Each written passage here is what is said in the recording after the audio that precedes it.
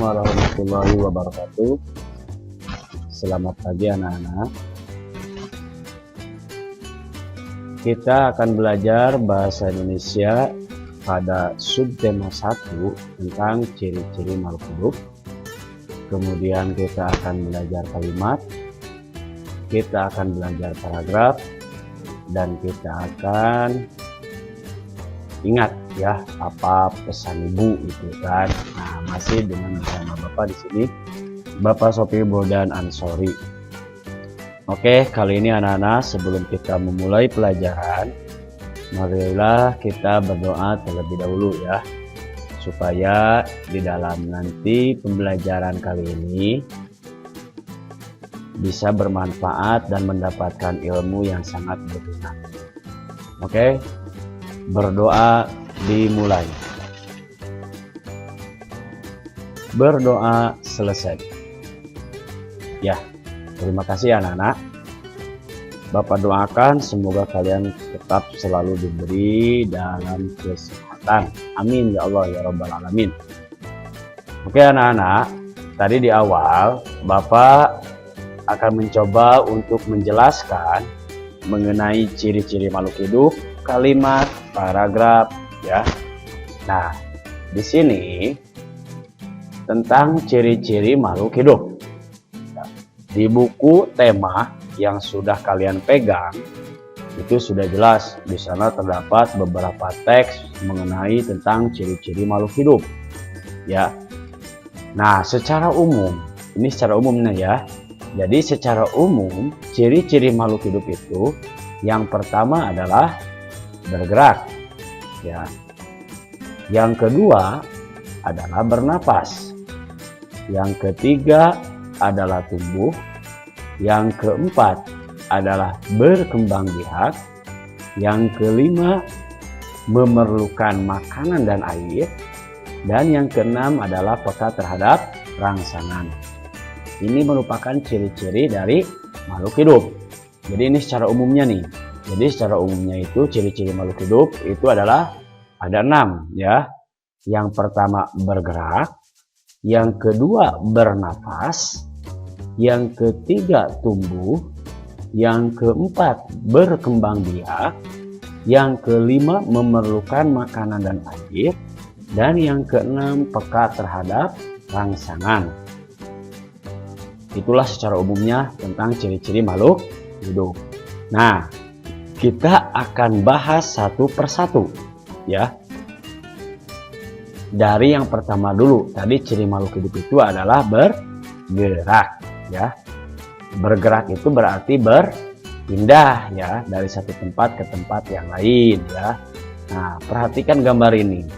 Di sini ada binatang cicak, ada binatang ikan di akuarium, dan ada binatang anak-anak yang lagi bermain atau berjalan itu kan. Nah, ini menunjukkan bahwa makhluk hidup itu dapat bergerak sehingga dapat berpindah tempat.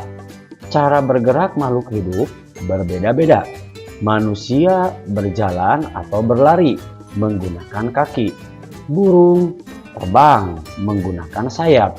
Ikan berenang menggunakan sirip, dan masih banyak yang lainnya ya. Nah, di sini seperti cicak berarti merayap itu kan. Merayap menggunakan kakinya, berarti cicak bergerak secara merayap dengan kakinya ya. Kalau ular gimana ular? Nah, ular itu melata kan. Nah, itu yang disebut dengan ciri makhluk hidup itu yang pertama tadi bergerak ya. Mudah-mudahan bisa dipahami. Jadi sekali lagi, setiap makhluk hidup itu berbeda dalam melakukan geraknya ya. Kalau ikan kan bisa berenang-renang di air itu menggunakan sirip. Kalau tidak ada sirip kan mungkin gimana itu ikan ya. Nah, kalau manusia udah jelas pasti kan bisa jalan, bisa lari ya, bisa lompat itu kan. Kalau tumbuhan bagaimana ya? Tumbuhan itu berarti bergeraknya itu mengikuti arah sinar matahari. Lihat aja pohon kelapa. Pohon kelapa ada yang lurus, ada yang bengkok. Nah, itu bergeraknya tumbuhan. Yang kedua, ciri dari makhluk hidup itu adalah bernafas ya. bernapas. Nah ini setiap makhluk hidup pasti bernapas. Kalau tidak bernapas berarti bukan makhluk hidup, tapi makhluk mati ya. Nah, bernapas itu apa? Bernapas itu adalah proses masuk dan keluarnya udara melalui rongga hidung, tenggorokan, dan paru-paru. Nah ini kalau di manusia ya, manusia atau hewan yang lainnya yang sama seperti kita dalam proses pernapasannya seperti itu. Kalau di sini ada ikan, kalau ikan lewat apa? Nah sama, ikan juga punya hidung. Hidung lalu masuk ke insang. Jadi udara yang dihirup itu adalah oksigen. Dan udara yang dikeluarkan itu adalah karbon dioksida ya. Oksigen nih yang kita hirup kan enak, kalau kita hirup udara gitu kan enak ya. Oksigen yang benar-benar bersih itu oksigen yang keluar langsung dari apa, tumbuhan gitu kan. Tuh, jadi setiap makhluk hidup itu bernapas. Apakah tumbuhan bernapas? Jelas sekali ya, tumbuhan itu bernapas. Makhluk hidup itu bernapas. Alat pernapasan makhluk hidup itu bermacam-macam. Seperti di sini, manusia bernapas dengan paru-paru, ikan bernapas dengan insang, serangga bernapas dengan trakea, tumbuhan bernapas dengan stomata ya. Jadi manusia itu dengan paru-paru nih kita itu ya. Sama kan seperti domba dengan paru-paru ya. Pokoknya hewan-hewan yang hidup di darat itu dengan paru-paru ya. Ada yang bernapas dengan paru-paru di laut, ada ya. Yaitu ikan lumba-lumba, ikan paus, itu kan bernapasnya dengan paru-paru, bukan dengan insang ya. Lihat aja kan kalau lumba-lumba loncat itu kan, itu mengambil napasnya ya. Kalau di air itu berenang. Kemudian kalau ikan paus gimana? Muncul kan ke permukaan lalu menyemburkan itu apa? Nah, di pundaknya itu kan menyemburkan ke atas seperti itu, push gitu kan. Nah, itu berarti itu lagi pernapasan paus. Ya, tapi kebanyakan ikan itu bernapas itu dengan menggunakan insang ya. Kalau serangga bernapas dengan trakea. Trakea itu semacam rongga-rongga lah. Rongga-rongga itu kan rongga-rongga. Lihat aja kalian semacam laba-laba. Kan laba-laba itu ada setiap kakinya itu semacam ada buku-bukunya itu kan. Nah seperti itu ya, semacam kecoa kan udah patah kan. Nah itu karena rongga, karena mereka bernapas itu dengan trakea itu kan. Kemudian tumbuhan itu bernapas dengan stomata. Stomata itu apa? Stomata itu disebut juga dengan mulut daun ya. Ukurannya sangat kecil, adanya di daun, bukan di batang, bukan di akar, bukan di buah, tapi di daun ya. Stomata itu bisa dilihat dengan pakai mikroskop ya. Mikroskop itu alat untuk melihat benda-benda yang kecil yang tidak bisa dilihat langsung oleh mata kita. Nah itu ya. Jadi yang kedua ciri makhluk hidup itu adalah bernapas. Oke, kita lanjut ya. Jadi baru dua kan. Yang pertama bergerak, yang kedua bernapas. Yang ketiga adalah tumbuh. Perhatikan nih. Ini si dede bayi sampai ke sudah tua nih. Nah, kemudian telur ayam sampai ke ayam dewasa ya. Nah, perhatikan. Seseorang tidak mungkin tua kalau tidak melalui proses tahapan ya, proses tahapan dari mulai bayi, kanak-kanak, anak-anak, kemudian remaja dan dewasa ya. Ayam juga sama, dari mulai telur menetas menjadi anak ayam kemudian tumbuh menjadi ayam muda gitu kan. Ayam muda tumbuh menjadi ayam dewasa seperti itu. Nah, jadi makhluk hidup itu tumbuh. Manusia ketika bayi tubuhnya kecil, lalu berangsur-angsur tumbuh menjadi besar. Begitupun hewan dan tumbuhan mengalami pertumbuhan. Jadi pertumbuhan itu adalah proses bertambahnya ukuran tubuh kita. Ya, ukuran tubuh itu proses dinamakan pertumbuhan ya. Jadi bertambahnya ukuran tubuh itu dinamakan proses pertumbuhan. Seperti kalian kan, kalian begitu masuk di TK imut gimana gitu kan. Nah kemudian kelas 1 masih imut lagi tapi udah agak tinggi. Kelas 2 masih imut lagi tapi agak tinggi ya. Kelas 3 sekarang imutnya masih ada. Ya, imutnya masih ada nih.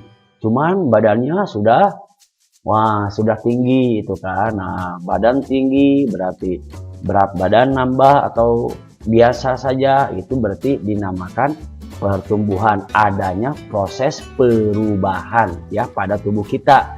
Perubahannya apa? Bertambahnya ukuran tubuh kita ya.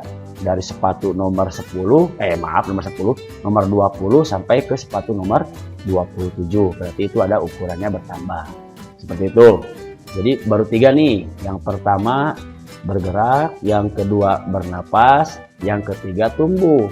Setelah tumbuh itu berarti makhluk hidup itu apa? Berkembang biak. Nah, perhatikan ini. Ya, berkembang biak. Ini ayam betina. Ayam betina bertelur, kemudian menghasilkan anak ayam. Berarti yang tadinya ayamnya 1 menjadi banyak. Kemudian ini nih kacang ya, kacang ditanam, kemudian berbuah. Nah, buahnya itu kan jadi banyak. Nah, kalau ditanam lagi makin banyak lagi ya. Berarti itu bertambah banyak. Kemudian ini manusia nih.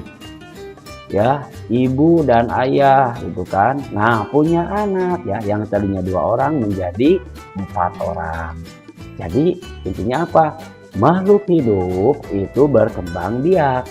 Misalnya pada manusia, ibu melahirkan bayi. Ini membuktikan bahwa manusia itu berkembang biak. Berkembang biak artinya menghasilkan keturunan. Hewan pun berkembang biak. Ada hewan yang berkembang biak dengan cara melahirkan, ada hewan yang berkembang biak dengan cara bertelur. Begitupun tumbuhan juga berkembang biak. Tujuan berkembang biak adalah melestarikan jenisnya agar tidak punah. Jadi masing-masing makhluk hidup itu juga berbeda cara berkembang biaknya. Semacam kita ya, manusia itu melahirkan gitu kan, tidak bertelur ya, awas jangan bertelur, tapi melahirkan. Domba melahirkan, sapi melahirkan, ayam bertelur, bebek bertelur ya. Itu kalau tumbuhan ada tunas, ada biji-bijian. Itu kalau tumbuhan itu kan ada ya, bisa dengan cara bantuan manusia, ada stek itu kan, cangkok gitu kan, masih banyak yang lainnya ya. Jadi ada yang dengan cara melahirkan, ada yang dengan cara bertelur kalau di hewan ya. Nah, hewan yang melahirkan itu disebut dengan vivipar ya. Jadi hewan yang berkembang biak dengan cara melahirkan itu dinamakan vivipar. Sedangkan hewan dengan cara berkembang biaknya dengan cara bertelur dinamakan ovipar ya. Jadi ayam, berarti ovipar karena bertelur. Domba, vivipar karena melahirkan. Ada tidak yang bertelur dan melahirkan? Ada ya. Seperti apa coba? Seperti ikan ya. Ikan kan bertelur dulu, kemudian telurnya dimakan itu oleh ikan ya. Artinya dimakan bukan artinya dimakan ditelan itu kan, tapi dirami kan, dirami di dalam mulutnya ya, kemudian baru keluarkan lagi. Nah, itu kan ikan itu disebut juga hewan yang berkembang biaknya bertelur dan melahirkan, berarti double ya. Nah, hewan yang bertelur dan melahirkan itu dinamakan ovovivipar ya. Nah, berarti sudah bisa kan tiga bahasa ilmiah ya. Yang pertama vivipar, yaitu hewan yang melahirkan. Yang kedua ovipar, yaitu hewan yang bertelur.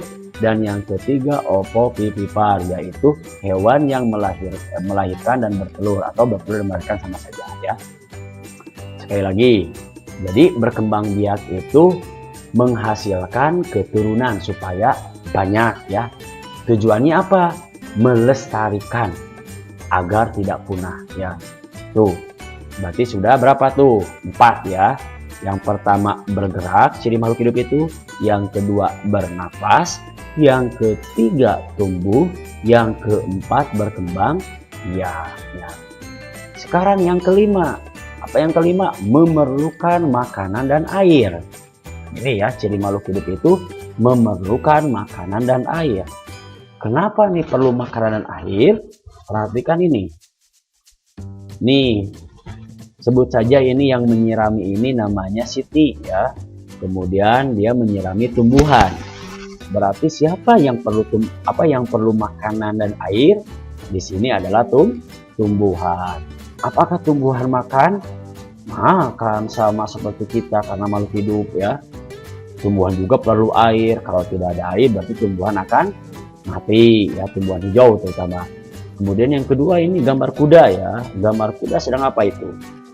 Gambar kuda itu sedang makan. Makanan kuda apa? Rumput ya.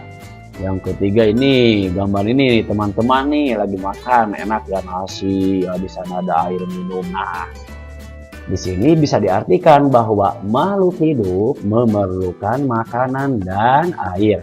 Setiap makhluk hidup memerlukan makanan dan air. Karena kalau tidak makan dan minum, makhluk hidup akan mati. Tumbuhan juga perlu makanan dan air. Tumbuhan dapat membuat makanannya sendiri. Makanan yang dihasilkan merupakan bahan makanan untuk hewan dan manusia. Oleh karena itu, tumbuhan disebut juga sebagai penghasil makanan atau dinamakan produsen ya. Jadi ada bedanya di sini nih. Kalau kita dengan hewan memakan tumbuhan, tapi tidak bisa menghasilkan makanan sendiri. Kalau tumbuhan itu bisa menghasilkan makanan sendiri. Tumbuhan itu jadi bisa membuat makanan untuk dirinya dan untuk makhluk hidup yang lainnya. Jadi kalau tidak ada tumbuhan, otomatis siapa yang akan punah? Hewan dan manusia ya. Contoh aja gini lah. Misalkan gini. Kalau tumbuhan mati berarti kalau tumbuhan tidak ada berarti hewan pertama kali yang akan mati mana? Hewan yang makan rumput ya. Seperti apa? Rusa itu kan. Kalau rusa tidak bisa makan rumput berarti otomatis rusa itu akan mati. Rusa itu makanan apa? Rusa itu kan biasanya makanan singa gitu kan. Makanan manusia juga bisa itu kan. Nah, kalau rusa mati berarti singa atau harimau tidak bisa makan rusa, otomatis harimau juga akan mati. Jadi semua makhluk hidup akan mati kalau tidak ada tumbuhan. Bagaimana cara melakukan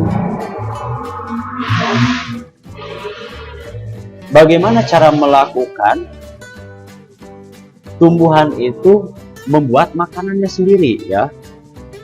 Tumbuhan membuat makanan sendiri dengan cara fotosintesis. Fotosintesis ini adalah proses pengolahan makanan pada tumbuhan. Bahannya apa saja? Bahannya itu adalah air dan karbon dioksida. Bahan itu diperoleh dari dalam tanah. Ini kalau air ya. Jadi air diserap oleh akar ya. Kemudian lalu disimpan di mana? Nah, disimpan di klorofil ya. Klorofil itu jati-jauh daun. Nah, sedangkan karbon dioksida itu diperoleh dari mulut daun dan lubang kecil pada batang atau lentisel.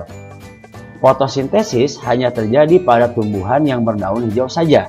Hal ini karena daun tersebut memiliki klorofil atau zat hijau daun. Klorofil diperlukan untuk proses pembuatan makanan.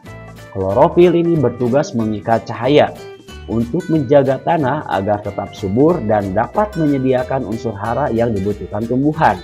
Biasanya ditambahkan pupuk sehingga jika tanahnya subur, maka tumbuhan dapat berkembang biak dan melakukan fotosintesis yang baik ya. Jadi fotosintesis itu bahannya itu air dan karbon dioksida. Air diperoleh dari dalam tanah. Siapa yang tugasnya? Akar. Air diserap oleh akar, lalu disimpan, itu kan ada jalannya, ada pembuluh-pembuluhnya. Disimpan di mana? Di zat hijau daun atau klorofil ya. Klorofil itu adalah zat hijau daun sebagai pengikat cahaya matahari, itu kan tugasnya itu kan. Lalu karbon dioksida udara itu kan, udara yang dikeluarkan oleh kita juga karbon dioksida. banyak di alam juga. Diserap oleh stomata. Stomata itu mulut daun, dan lentisel. Lentisel itu lubang kecil pada batang. Lihat aja di batang daun ada kan lubang-lubang kecil aja. Nah itu dinamakan lentisel. Diserap lalu disimpan di klorofil. Nah di klorofil ini terjadilah reaksi antara air dan karbon dioksida, bantuannya oleh sinar matahari, ya cahaya. Kemudian diolah lalulah menjadi makanan. Makanannya untuk apa? Di mana disimpannya? Ada yang disimpan di akar, ada yang disimpan di daun, ada yang disimpan di dahan, ada yang disimpan di buah, di biji, dan lain sebagainya. Itu makanan yang oleh tumbuhan disimpan, dan tumbuhan juga makan sendiri kan, ada yang buat sendirinya. Sehingga makanan yang dihasilkan dari fotosintesis yang disimpan itu dinamakan cadangan makanan ya. Kalian suka makan buah kan, buah mangga, berarti itu cadangan makanan yang disimpan di buah oleh tumbuhan. Kalian misalkan suka makan sayur bayam, berarti cadangan makanan yang dihasilkan oleh tumbuhan berarti disimpan di daun. Kalian suka memakan singkong, berarti cadangan makanan yang dihasilkan oleh tumbuhan disimpan di akar. Jadi seperti itu. Ada yang di dahan, ada. Contoh misalkan kalian suka makan tebu ya. Tebu itu kalau dalam bahasa Sunda itu tiwu ya. Nah berarti tumbuhan menyimpan makanannya di batang ya. Jadi itu ya, lagi memerlukan makanan dan air itu sangat diperlukan oleh manusia, hewan, dan tumbuhan. Tumbuhan sebagai produsen karena menghasilkan makanan sendiri ya. Caranya dengan fotosintesis. Tuh. Berarti sudah berapa nih? Sudah 5 kan? Yang pertama bergerak, yang kedua bernapas, yang ketiga tumbuh, yang keempat berkembang biak, yang kelima memerlukan makanan dan air. Sekarang yang terakhir itu adalah peka terhadap rangsangan ya. Apa itu rangsangan? Rangsangan itu adalah sesuatu yang tiba pada diri kita, itu kan diri makhluk hidup ya. Nah perhatikan ini, lihat aja kan, kalau kita melihat sinar matahari langsung kan kita menutup mata, berarti kita itu peka terhadap rangsangan. Ada apa yang misalkan sinar matahari tapi tidak menutup mata? Nah berarti itu ada ya. Nah berarti itu. Kemudian putri malu kalau disentuh akan menutup ya. Lalu misalkan itu kaki seribu kalau disentuh akan menggulungkan diri. Nah, jadi makhluk hidup itu memiliki ciri peka terhadap rangsangan. Rangsang adalah sesuatu yang dapat mempengaruhi kerja dari tubuh. Misalnya ketika melihat sinar matahari secara spontan kita akan menutup mata. Tuh misalnya seperti itu ya. Jadi banyak yang lainnya. Contoh misalkan kalau kita memegang duri, gimana tuh rasanya? Sakit kan? Nah berarti kita itu langsung melepaskan kan, itu kan nah gitu, berarti itu kita peka terhadap rangsangan. Kalau misalkan di hewan itu kan rusa langsung berlari gitu kan, nah itu kan peka terhadap rangsangan. Karena apa? Ada harimau yang mau memakannya, itu kan berlari, itu kan dia menghindar gitu. Jadi ciri makhluk hidup itu ada 6 ya. Yang pertama tadi adalah bergerak, yang kedua adalah bernapas, yang ketiga adalah tumbuh, yang keempat adalah berkembang biak, yang kelima memerlukan makanan dan air, dan yang keenam adalah peka terhadap rangsangan, seperti itu. Nah lalu yang kedua, materi yang kedua yang akan kita bahas itu yaitu membuat kalimat ya. Apa itu kalimat? Kalimat adalah satuan bahasa berupa kata atau rangkaian kata yang dapat berdiri sendiri dan menyatakan makna yang lengkap. Nah, itu ya. Jadi kalimat seperti itu. Jadi intinya gini simpelnya, kalimat itu gabungan beberapa kata. Itu aja lah. Ya, kata itu kan banyak. Saya kata, makan kata, gehu kata gitu kan. Kalau disatukan, saya makan gehu di warung. Nah, jadi kalimat gitu. Nah, kalimat itu terdiri dari subjek, predikat, dan objek. Subjek adalah pelaku, bisa orang, bisa hewan, atau benda. Sedangkan predikat adalah sesuatu yang dilakukan. Subjek dan objek adalah benda yang dilakukan, ya. Nah, kalian misalkan melihat ibu, misalkan.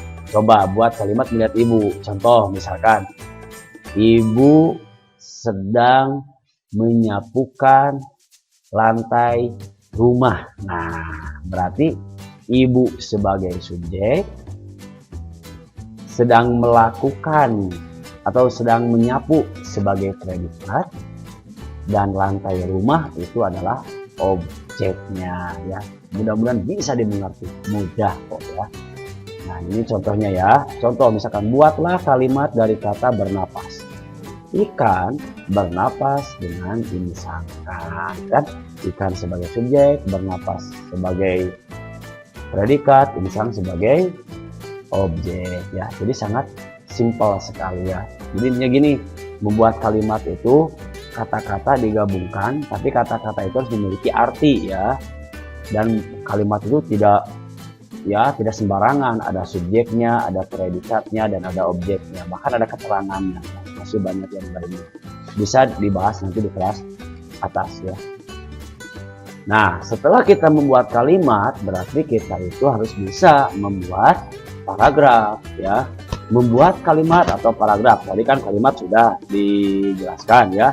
Kalimat itu bahasa berupa kata atau rangkaian kata yang dapat berdiri sendiri dan menyatakan makna yang lengkap. Sedangkan paragraf adalah suatu gagasan yang berbentuk serangkaian kalimat yang saling berkaitan satu sama lain. Nah, itu kan. Jadi paragraf itu adalah gagasan yang berbentuk serangkaian kalimat yang saling berkaitan satu sama lain. Intinya gini, simpelnya. Paragraf itu adalah gabungan beberapa kalimat, ya, tapi saling berkaitan. Ya, jangan gini, misalkan ibu menyapu lantai, di jalan ada mobil yang kecelakaan, adik bersepeda keliling komplek. Nah, itu kan nggak nyambung, kan?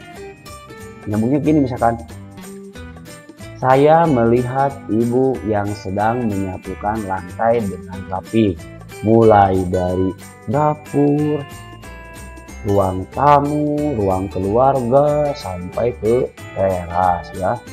Saya melihat ibu menyapunya dengan penuh senyuman, contoh seperti itu, ya. Jadi ada berkaitan satu sama lainnya. Contoh, buatlah cerita dari gambar di bawah ini. Ini gambarnya, gambar apa saja dulu? Ada cicak, ada ikan, dan ada manusia. Kalau dibuat paragrafnya seperti ini, makhluk hidup di samping ini terdiri dari cicak, ikan, dan manusia.